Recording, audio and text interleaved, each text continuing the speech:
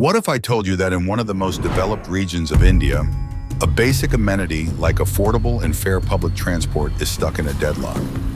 Passengers demanding justice. Cancel किया है ना तो हमारी क्या आज चल पुलिस स्टेशन को Drivers defying the rules. And in the middle of it all, an entire system collapsing. Why are metered taxis and autos failing in South India? And why do platforms like Ola and Uber succeed here but not in North India? Stay tuned, because the answers might just surprise you.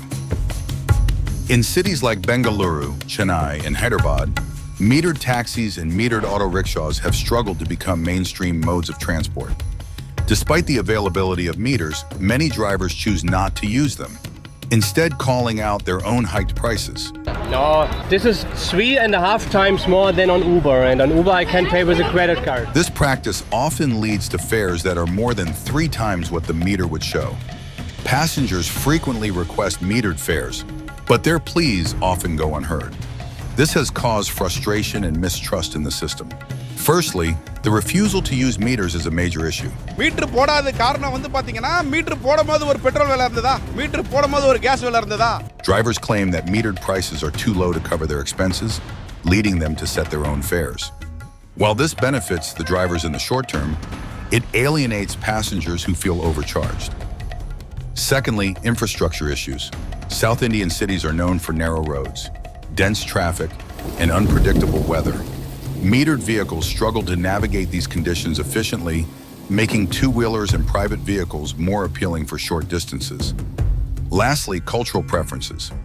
Many South Indians prefer the flexibility and affordability of private two-wheelers or the ease of app-based transport over unreliable metered options.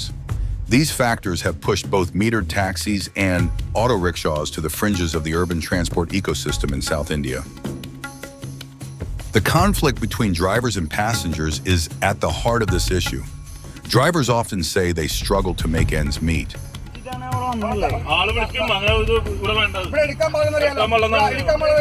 High fuel costs, maintenance expenses, and limited rides force them to set their own fares instead of using meters. On the other hand, passengers feel cheated.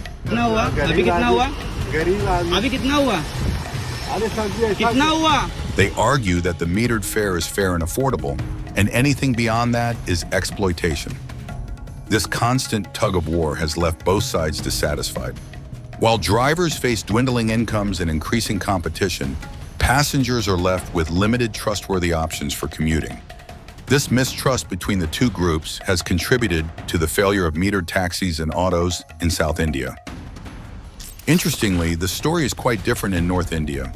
In cities like Delhi and Chandigarh, metered taxis and auto rickshaws have become a preferred choice for many. Why? Extensive use of metered transport means people can travel without strain. Affordable fares, proper regulation, and government initiatives have made them reliable and accessible. Meanwhile, two-wheelers struggle to compete with the convenience of metered options. While metered taxis and autos struggle in South India, companies like Ola and Uber have thrived.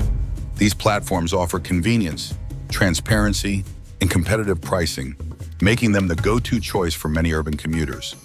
In contrast, North India tells a different story. There, metered taxis and autos remain dominant, often pricing rides lower than what ride-hailing companies can offer. This makes it harder for app-based platforms to gain a foothold in the market. This pricing dynamic highlights how regional preferences and cost structures shape the transportation landscape in India. So how can we bring metered taxis and autos back on track in South India? Here are some solutions. The government can provide subsidies to drivers to reduce their operational costs and make rides cheaper for passengers. Strict enforcement of meter usage with penalties for violations can ensure fair pricing and rebuild trust in the system. Integrating metered taxis and autos with ride-hailing platforms can offer the best of both worlds: transparency and convenience. Lastly, campaigns to highlight the benefits of metered transport can help shift public perception and encourage passengers to demand fair fares. Transportation is the backbone of any city. By addressing the challenges faced by metered taxis and autos in South India, we can create a more balanced and efficient system for everyone. What do you think? Let us know in the comments below.